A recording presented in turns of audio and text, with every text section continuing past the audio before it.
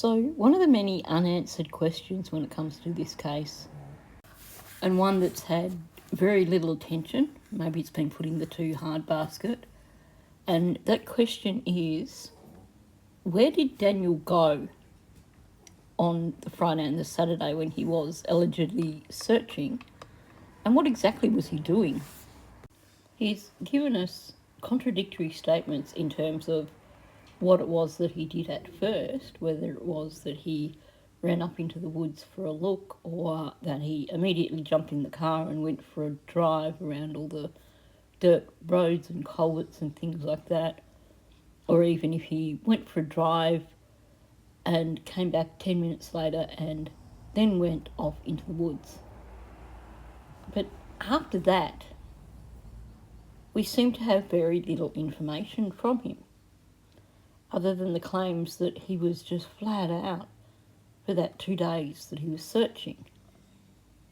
We've seen in the documents that he went and collected 2 of his friends who apparently came and helped him search. And we heard Janie talk about picking him up on an old dirt road somewhere on the Saturday and taking him back to where his friends were. But that's pretty much all we've got. Like so many other things from Daniel, we've just got vague details. And a lot of the time, even the vague details are somewhat contradictory. I realised today, however, that Daniel has actually given us more details than we realise. So that's what I'm going to talk about in this video. I've got excerpts from a few articles that came out, one on the 4th and one on the 6th of May. I've got one excerpt from the documents, and I've got a few things that were said by Daniel and a few things that were said by Janie. Now, before I jump in, there's 2 things I'd like to ask. First of all, if you are not subscribed to my channel and you like my content, please consider subscribing. It costs nothing and it helps my channel out immensely. I'm hoping to reach 7,000 subscribers by the end of the year, and you can help me with that. Also, please hit the like button. That helps get this video out there into the algorithm and helps get it seen by more people. So with that said, let's just jump straight in. So first of all, I want to listen to a few things that have been said by Janie. I did this whole area. There's an old road up back. When I got up to the end, to the top of the hill, I met Daniel. And I said to him, I said, did you find them? He said, no. He said, you coming with me? I said, no. I said, I'm going to search this area. Because when she told me the kids were missing, you automatically think they went into the woods. That was my first instinct. Mm-hmm. So I went up and I did this whole area, this whole wooded area, right up to the top of the dirt road, came back down here and came back down the side of the road, came back down here and came back up the same spot. Now, I must confess, I'm a visual person. So I really struggled with these instructions or these directions that Janie gave. She said she did this whole wooded area right up to the top of, and then she says to the dirt road. And she's pointing uphill, so in the opposite direction of Gairloch Road she's pointing. I think part of what makes it so confusing is that her starting point should be the old road behind her property, because that's where she said she met Daniel. And she said, no, I'm going to search around here. So she's supposedly starting on the old road, but then she's like, I searched this whole wooded area right up to the dirt road. Well, you're on the dirt road. It's a little bit confusing. But the thing is, she's again started saying something and stopped herself right up to the top of, well, not right up to the top of the road, because she's paused and then says to the dirt road that she was on when she was speaking to Daniel. And this is the first instance of her telling this story. And in this instance, she's essentially saying she came back down the same way that she went up via the forts. But I just can't make head or tail of her directions. If she met Daniel on the dirt road, then how can she then be walking up to the dirt road? She doesn't say, I came back down into this area and walked around this area until I hit the road again. No, she's like, well, I did this whole wooded area right up to the top of and then to the dirt road. To me, it's really vague. She's not really saying where she went. And it doesn't seem to fit in with her starting point of the dirt road. Okay, so I'm going to play the Facebook version. I came in, got my boots on, and I went up the hill, and I met Daniel, as I said, up on top of the old road just above my RV. So if you look at the map, or the aerial view of my place, I don't know if it shows you or not, but if you look at an aerial map of it, you will see an old road just up the top of the hill here. So when I get up at the top of the hill, I seen Daniel, and I asked him if he found the kids yet. He was in the vehicle, in Malaya's vehicle, and he said no. And he asked me if I was going with him. I said no. I said I'm going to search this area here, and I walked my property line plus a little bit more, where my RV and the trailer is, up to that top of the road. I walked up there, walked around along the old road and down, and came around by the 289, and then came back up the same spot, and that would be where the kids' little forts are. Okay, so I've marked in Janie's property boundaries. I've also marked in, you can see an itty bitty little red pin that's kind of level with the end of the trailer. The fort is roughly in that location. It's not in that clearing that goes straight up towards the old road. So what Janie's saying here confuses me. She starts at the location of the fort. She says she walks up until she meets Daniel at that old road. And then she says she walks her property boundary, her boundary line, plus a little bit more, then up to that old road, around the old road, and then down and around by the 289. I don't know if she means that she's ran into Daniel at that top, like where the corner of her property is, up there, just down a bit. And then if she's talking about walking directly across that top boundary line, down the squiggly line, but then that would land her in the marsh. And she also says she came back up the same spot where she started. Well, none of that makes sense to me. And again, despite her starting spot being apparently on this old road where Daniel was, she then walks up to the old road. So that's got me a little bit confused, trying to figure out what the heck is she talking about here. So with the map in front of you, I'm just going to go through these again. So first of all, she ran into Daniel on the dirt road, she said, and then she went through this whole wooded area right up to the top of the dirt road, which is where she already was at the beginning. And then she came down by the same route and ended up back at the fort. It's the first time she said it. Second time round, she's like, she went up the top of the road, just above her RV, around her property line, plus a little bit more, where her RV and the trailer is. And then up to that top of the road. and around the old road. And then she went down and came around by the 289 and came back up to the same spot. Let me know if you can figure that out, because to me it's just a bunch of gibberish. I'm definitely missing something here. Now, I just want to point out that Daniel has never mentioned going up that old road, and he's never mentioned running into Janie on that old road. But of course, Daniel's narrative in terms of where he searched, how he searched, has changed so many times that it's almost impossible to keep up with. But the fact that even though it's changed so many times, there isn't a version where he ran into Janie on the old road.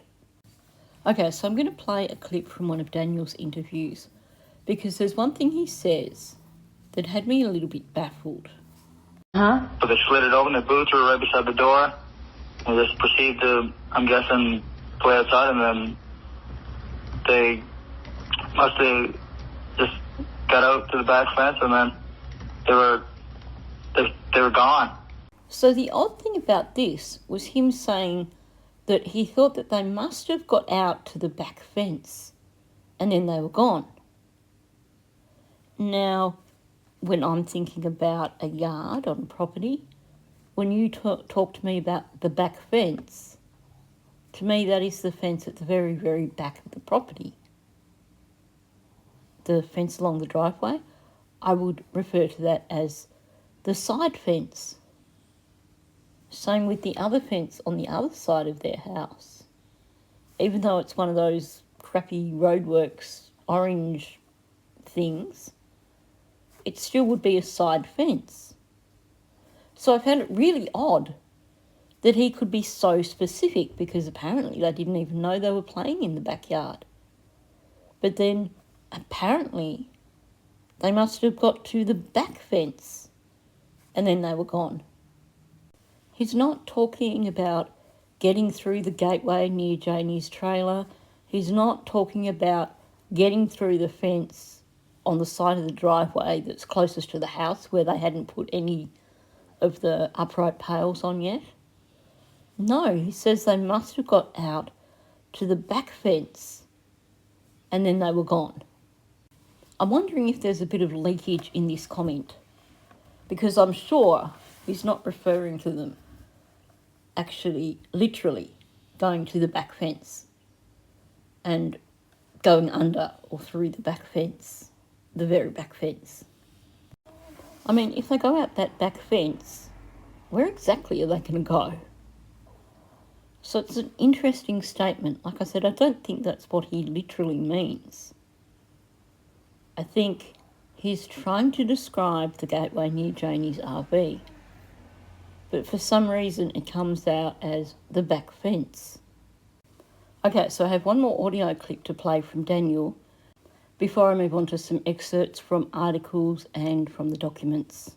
I was actually back by Mom's RV talking to her, and we were wondering why we couldn't go back into the woods. And then a number of minutes passed. I'd say about 10 to 15 minutes passed, and a guy in military gear, it said Oliver on the back of his on his shirt or vest or whatever you want to refer to it as, or uniform, we'll call it. Yeah. He actually said, "Daniel, you can go back into the woods." And I actually believe he was later on. He was a canine handler, but I don't know if the dog was there yet at that point. Understood. Because I remember seeing him with a canine unit, I'm pretty sure, later on in the search. And so you were allowed to go back in the woods? Yeah. And then I immediately jumped the fence and I was right back into the woods, and I did all the streams that were up behind the house that lead into that little marsh that's actually to the left of the house, which you showed. Now, I never really paid a great deal of attention to what he was saying here, but from what I was looking at earlier today, this suddenly makes sense. So he said that he was back by his mum's RV talking to her, and then he was told he could go back into the woods. So he immediately jumped the fence and was right back into the woods. And then He did all the streams that were up behind the house that led into the marsh. So he's not talking about going up into the woods in the area where the fort was and going up that way. He's literally talking about jumping the fence at the back of the yard where the RV is. So the little yard that Janie has off the side of her RV. He said that he was back by his mum's RV.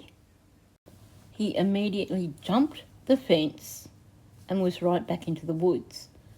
And just to clarify which part of the woods he was in, he said that he was then doing the streams that were up behind the house and lead into the marsh. So that's not the area where the fort is. That's not the area leading up to the road.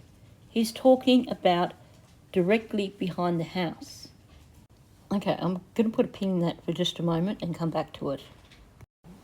So we have two very similar statements from Daniel. One on the 4th of May when he was speaking to the Globe and Mail. And he says, talking about Lily and Jack, they must have got through the back fence and then they were gone. Again, he's referring to the back of the property, not up into the woods where the fort is. It seems highly unlikely that they're going to go through that back fence and up that way. But apparently that's what he's claiming occurred. And then we get the same statement about jumping the back fence when he's talking to CTV on May the 6th. This guy dressed in military gear said he could go out again, so he jumped the back fence and continued his search. Okay, so I have one paragraph from the documents, and then I'm going to try and tie all this together. This is that odd comment where he said at one point on Friday before dark he took a half-hour video on his phone where he was searching. It was a steep part of a hill, and he doesn't think Jack and Lily would have gone that way. This was one of the most bizarre statements made by Daniel so far, I think. He was on a steep hill and he took a half-hour video on his phone, but he doesn't think Jack and Lily would have gone that way. To me, that suggests that maybe he was just doing a bit of mathematics in the woods, perhaps. And he also says he was using the flashlight on his phone to try and see in culverts, but he didn't see anything in the water. So this whole trying to see in culverts, was that at the same time that he was on a steep part of a hill? Or was that separate from that? Okay, so I've been doing a little bit of research. When we look at an aerial view of the area around Gerlock Road, it really doesn't give us much. We can see up towards the old road, there's like a little water hole. But other than that, all we can see is the marsh down near the house, and we can see the RV. But apparently Daniel was in this area of the woods up behind the RV. And at one point in time, he was somewhere really steep, and he took a video for half an hour. Now, I just want to point something out to you before I go to the next screen. And that is, if you look from where the RV is, and you look in a straight line towards the old road, you can see it's like there's a green line through the woods. It's a spot where it appears that the trees seem to be getting more moisture, perhaps. Anyway, like I said, I've been doing a bit of research. Now, what you can see in front of you here is what is called a LiDAR map. And this, so LiDAR stands for Light Detection and Radar. And it is equipment that is usually mounted on a helicopter or a plane. And it consists of, I think, a scanner, a laser, and of course your GPS. Now, a lot of modern search planes and stuff have LiDAR technology on board. And what it does, it maps the topography. It uses like an infrared laser, and it measures the light distance in terms of from like it hits the ground and comes back, how long it takes that to happen, and that's how it figures out the topography. So essentially it's measuring the distance that light travels. If it's higher up, if the ground's higher up, the light's travelling less distance. If it's deeper, the light travels further. So this way you get to actually see the topography, the lay of the land with all the foliage and stuff stripped bare. Obviously the roads stand out a lot. You can see Gairloch Road there, that's the one with the really clear lines, clear definition. And then you can also see the dirt roads. What is interesting is that the property on Gairloch Road and the marsh have got that odd U shape around them. But by looking on a LiDAR map, we can get a better idea of exactly what it is that's directly behind the property. Now, looking at it this way, you can see there's what looks like a gully heading down towards the property that's 1407. But as for streams, when you look at it this way, it's not quite so easy to figure out. But you can add this as a layer when you're looking at a LiDAR map. Now, before I do, I just want to point a few things out for you, for anyone who may still be a little bit confused. Okay, so the arrow, the number 1 arrow, that's actually pointing to the trailer. That line you see, that's the trailer. Number 2 is what looks to be a gully system heading down straight towards 1407. Number 3 is the water hole you can see just before that old road splits in 2 different directions. And then number 4 is where you get the runoff heading down into that marsh. So based on what he's saying, it sounds like he's in that area that we see on the LiDAR there, in that whole big area behind the house during the day and potentially during the night. Of course, the big question for me is, what was he doing? I think we can be pretty certain that he wasn't searching. So was he hiding out, or was he doing something else? Now, I mentioned that you can add layers to this LiDAR and look at water flow. Now, this has got to be dependent, I guess, on the amount of water that is there at the time when the LiDAR is created. So you can see the blue where that water hole is, but it doesn't mark it as any stream going down, and I'm guessing that's because it must have been a drier season. What is interesting is the water you can see down the bottom. Why is that interesting? Well, aside from talking about being on the steep hills and everything, he spoke about looking in culverts where there was water. And here's what makes the LiDAR mapping even more brilliant. If you have a look where I've put that little pointer, there is a very distinct black line where the flow of water is. And it's coming from under the road. The fact that it is so precise, the fact that it's coming from under the road, that tells me there's a culvert there just near the entrance to Lansdowne Station Road. Is that one of the locations where Daniel was? Is that something that needs to be searched? Now, we know the searchers did a really, really, really thorough job, but how visible is that culvert? How easy is it to find? Because you saw when Janie did her interview how very quickly things can become grown over. We also know that there's a lot of downed trees and stuff from the storm a few years earlier. So is it possible that you wouldn't actually see that culvert unless you knew exactly where to look?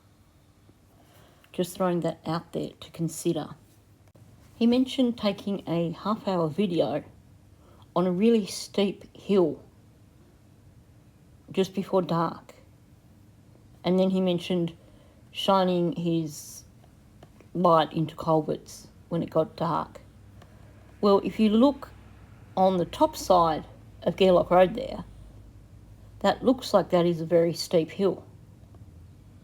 There's also, if you look up behind the trailer to what I said was like a gully, that could also be a really steep hill. So that says to me that's two possible areas that Daniel could have been in all day on Friday.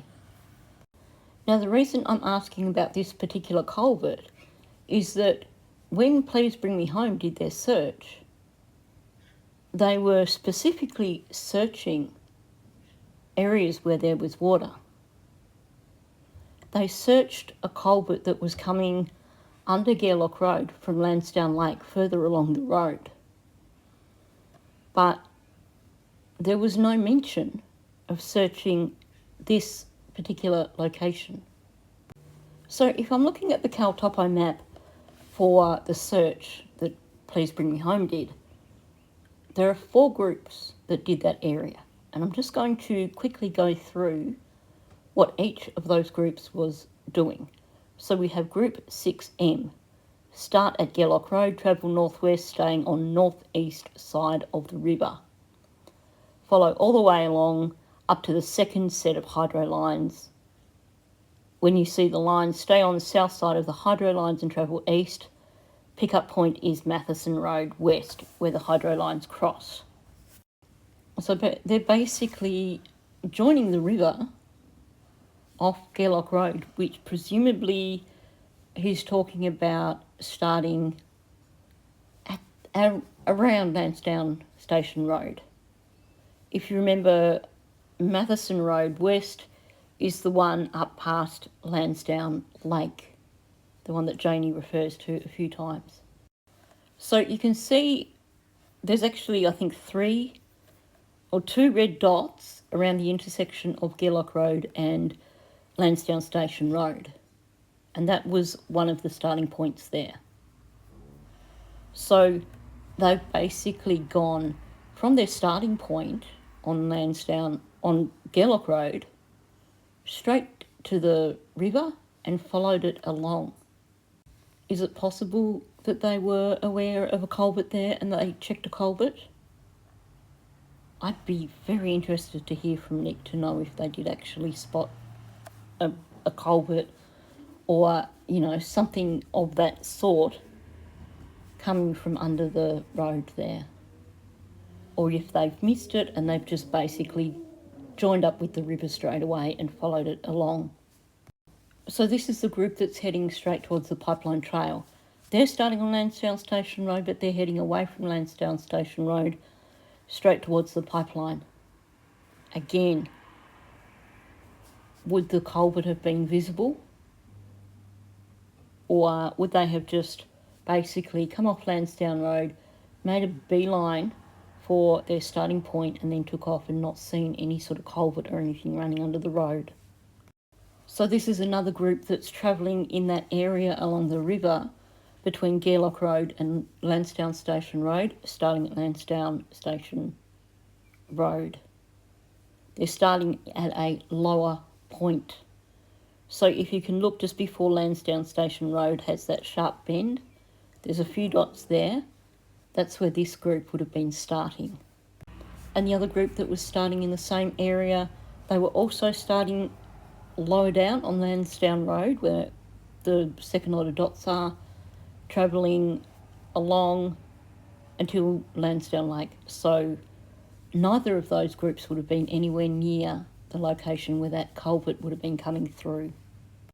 And when you look, the culvert isn't actually at the intersection, meaning it's not at the starting point for any of those groups.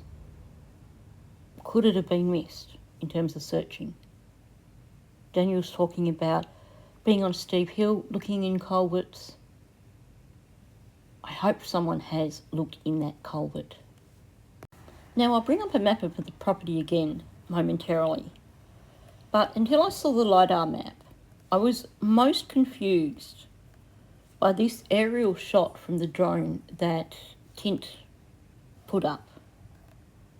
Because you have these tracks that look like ATV tracks that just vanish off into the woods. And I thought it was so odd. Maybe you would expect to see one track heading that way, but it seems like it was a popular destination. And it had me wondering if there is something in the woods there.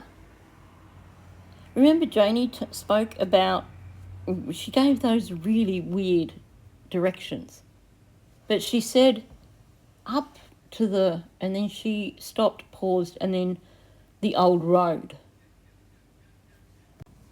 So that's the location where all the tracks go to.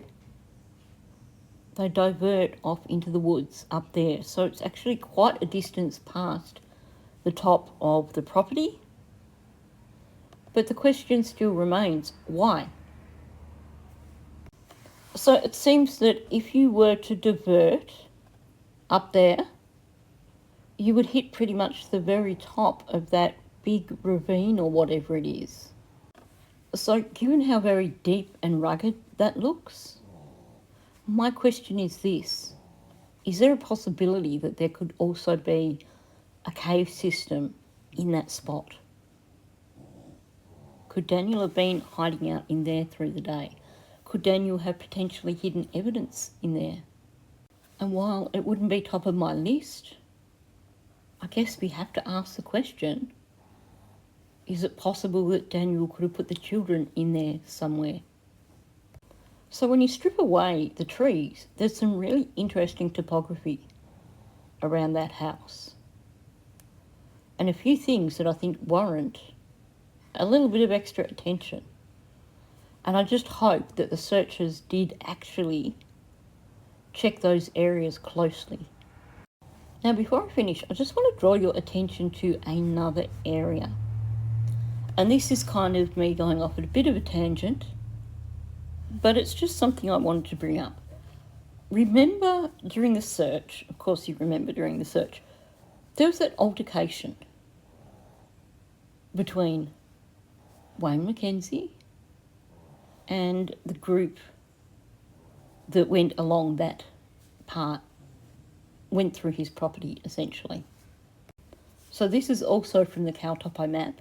You can see basically that they came along one side of the river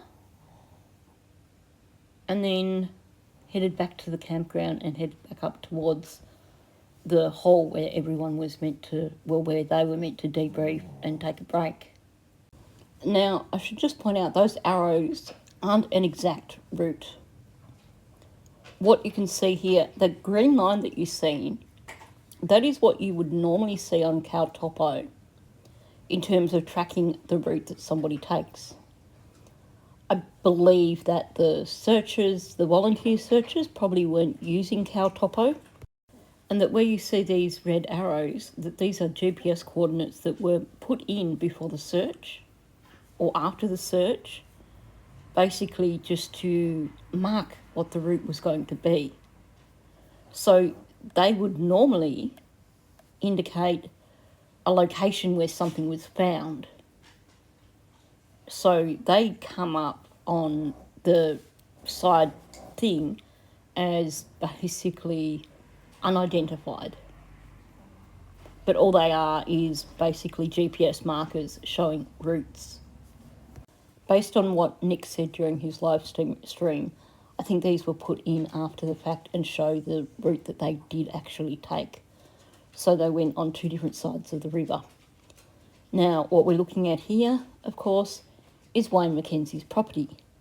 And you have that big open area up behind his house, the big field, which is presumably where he had his 2 rams.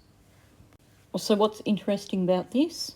Now, I'm just throwing this out there. This is actually quite low on my list of possibilities, but it's also something to keep in mind. Now, first of all, if we go to the cow topo map for Wayne's property, that gives us a clearer picture of how the waterways run there. So it is quite all over the place. Now, we know that the altercation happened down a bank, so it would have been off the bottom of that big open area. So here's the thing, one of the practical applications for using LiDAR maps is that it makes it possible to locate abandoned mines, because you will see telltale signs. Usually you will see like a dimple in the ground, and you should most of the time also see like a little lump near that dimple that is basically the tailings from the mine. You dig a hole, you've got to put it somewhere. And what you can see right at the edge of what would be that big open area, along the top, you do see a bit of a dimple in the ground there. It could just be a naturally occurring part of the topography. It hasn't got like a big telltale mound nearby.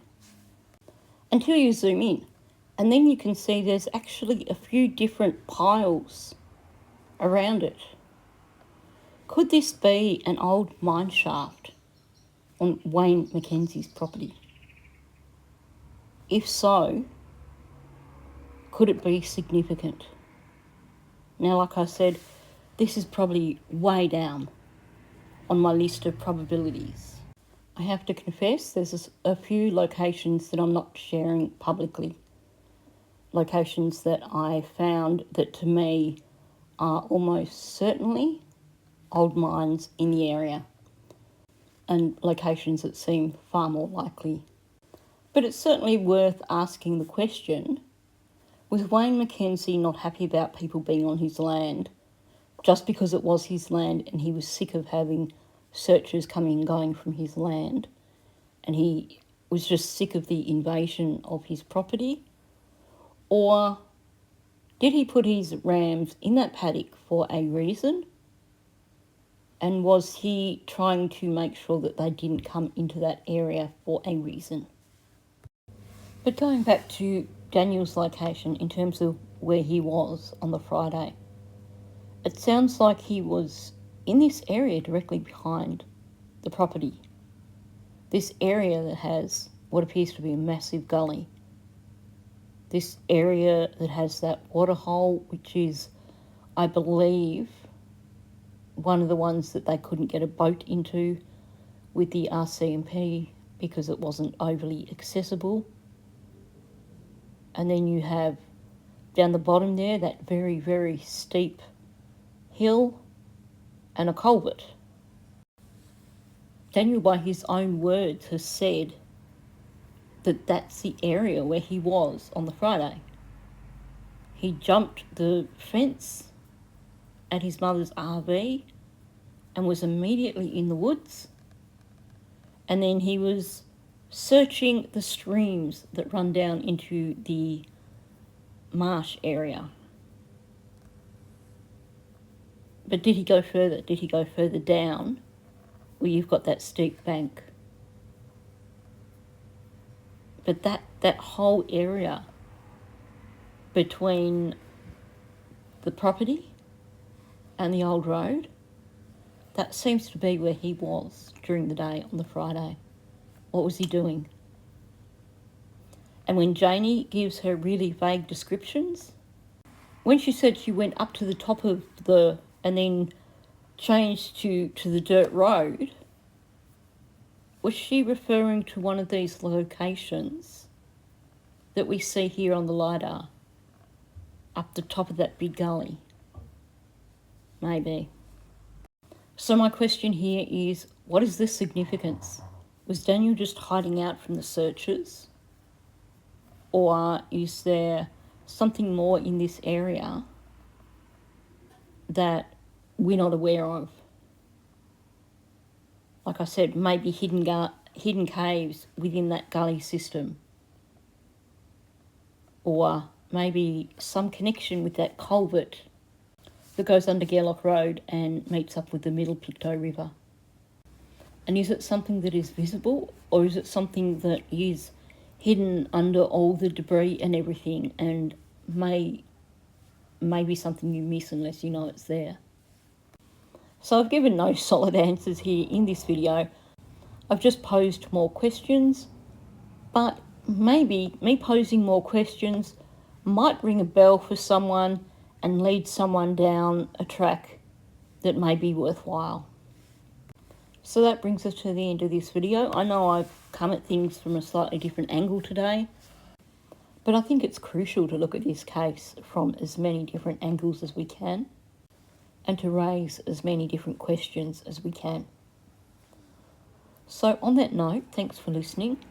If you are new to my channel, please subscribe. Also, please hit that like button that gets this out into the algorithm, and please leave a comment below. I'm super interested to hear your thoughts on what I've discussed in this video. So on that note, thank you, and I'll catch you in the next one.